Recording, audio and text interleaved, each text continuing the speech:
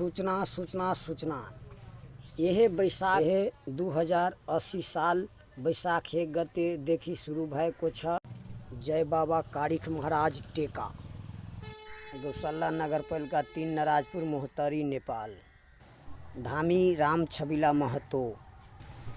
दिन शुक्र दिन 7 बजे देखी शाम के 4 बजे सम्म। सेवक बाबा कारिख महाराज के छै। हिनका गुण सपनौती छै। अपने सबके घर के या कोनो देवता संबंधी कोनो काज हुए तो अपने सब आबि सकै छी। हिनकर मोबाइल नंबर छै 98 27 65 14 44। और अपने सबके कोनो पाई नहीं लेते। अपने सबके अगरबत्ती, लौंग, कसैली या तेल ई मात्रे लागत। अपने सब दिन के शुक्र दिन आबि सकै छी 7 बजे से लेके 4 बजे तक काम होते। ती बेर में बोली लड़का बोलैया सजैया अनुराग भला दिन कर हो बउआ सजैया माधुरिया में अनुराग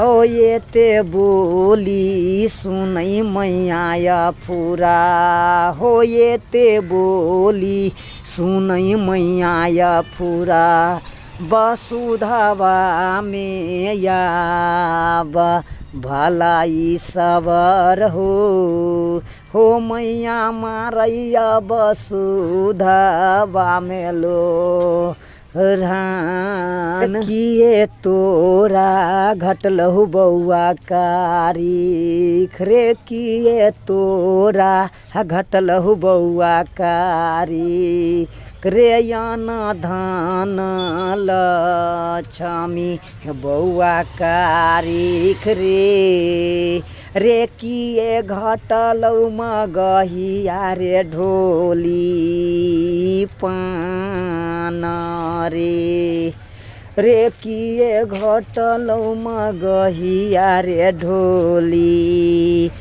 पान रे। आये ते बोली सुनई हमर बउआ आये ते बोली सुनई लड़का कारिख सजैया अनुराग भलाई सबर हो बउआ सजैया माधुरिया में अनुराग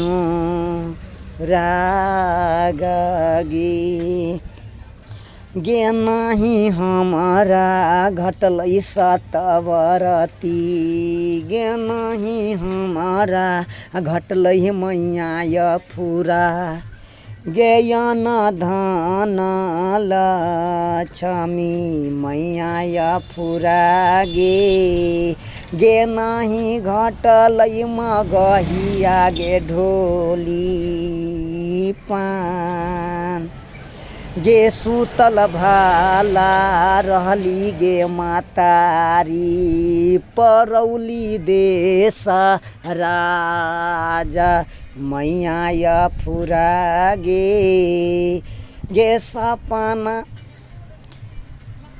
सपना देखली परौली गे देश आई राजा गे सपना हम देखली मैया फुरा परौली देश राजा गे परौली देश राजा मैया फुरा गे हमहू जय बैसयरवा गे हमहू जय बैसयरवा गे